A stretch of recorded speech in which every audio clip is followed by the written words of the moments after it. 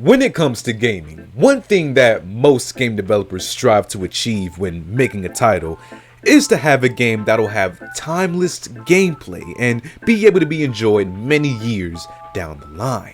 Because it's one thing to have day one sales success, but it's an even better investment to have a game that'll be bought into as time goes on. Take for example the game Forspoken. This game was pre-ordered crazy because it looked like a good game from what we saw. But once we actually got it, we realized that catfishing isn't limited to only people, but also video games. But compare that to a title like Minecraft, which debuted in 2009. Its amazing and almost limitless gameplay allowed for the title to evolve for many years to come, and the game's seen over 20 major updates since its official release. So, games that can have longevity in the gaming world are among some of the best titles players have to choose from. And this without a doubt includes the game of Destiny 2, a free-to-play online multiplayer title released in 2017, improving upon everything that the original title had to offer in its space adventure gameplay. Now, I've personally never played Destiny 2. My experience with the franchise was with the first Destiny on its shitty port to PlayStation 3. Any game made after 2013 for this console just shouldn't have existed. But players grew to become addicted to the game as it was first released, and when the sequel came, that addiction grew even deeper as the game saw more updates and expansions adding to the game as years went by. And when I say addiction, I mean just that. The hours that I've seen put into this game by the fan base is mathematically impossible to me. Which brings us to the present time period, where Destiny has an established fan base, anxiously waiting for each new DLC of story to be dropped as we almost reach the epilogue of the game. And just recently, the 11th official DLC of the game, being called Lightfall, was just made available to players. And based on the previous experiences of the Destiny series and the countless CGI cinematic trailers we've been bombarded with in the past 2 weeks, fans expected the game to be a smash hit.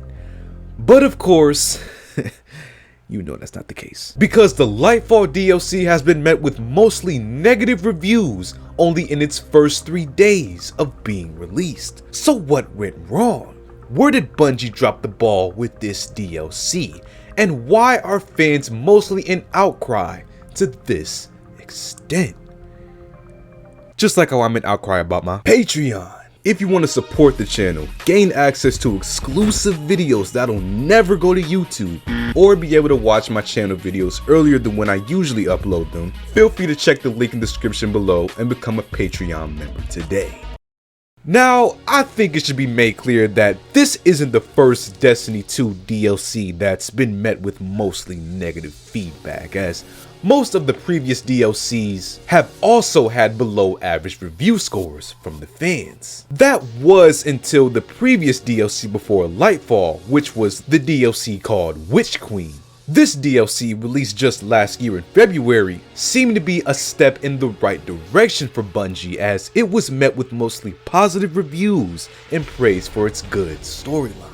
So even though the expectation for Destiny to make a great DLC wasn't monumentally high, after having a successful story just last year, it did have a lot of people excited for the Lightfall DLC.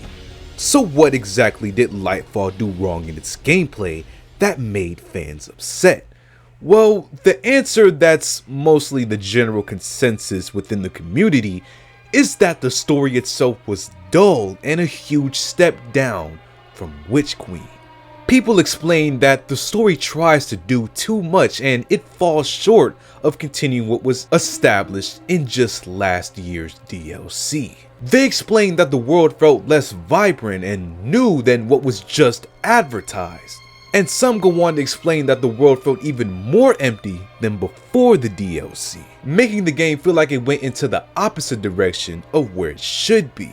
So in short, like this Steam user says, this DLC was written by a 15-year-old girl on Wattpad. This downgrade of story and gameplay has left longtime players of the franchise feeling distraught and feeling cheated out of their money, as these DLCs aren't free. It's basically paying the price of a new game to which players don't feel like they got. And while I don't play Destiny 2, I can relate to the feeling of feeling cheated from buying DLCs as a longtime Sims 4 player, because EA finds new ways to scam DLCs for a game that still doesn't have cars yet, and it's not a good feeling. But hopefully as the game reaches its final DLCs, they're able to pick the pace back up and close the game out on some bangers, because the Destiny community deserves that at least. Many of the DLCs weren't received well in Destiny 2's lifespan, but there's still no doubt that Destiny is capable of making an expansion capturing what made the game amazing